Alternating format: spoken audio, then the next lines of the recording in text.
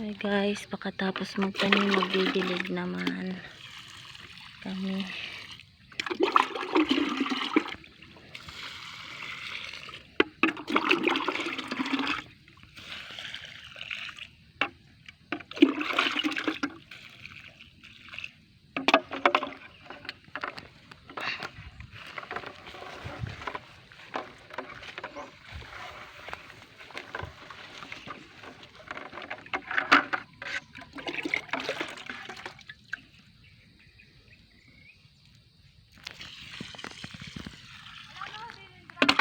Saan?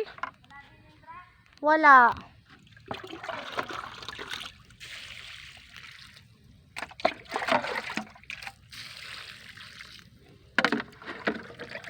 Ilan tabo anak nilalagay mo?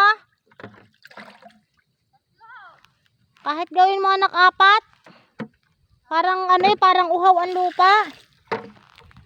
Ha? Wag na. Ayos na yun. Didiligan na lang ulit namin ni tatay mo.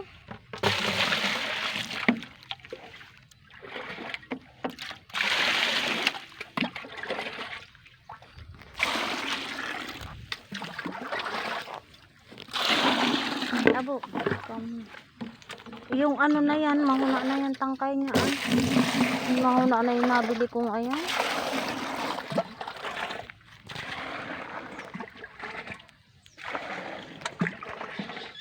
Kita mo yung mga kitinamaan ng kidlat ng kahoy. Ilan yan? 6 yan. Mayroon pa dong inano. Mayroon pa dong... Kaya ako'y takot din eh. Basta kumidlat na ako'y nalayas na sa labas.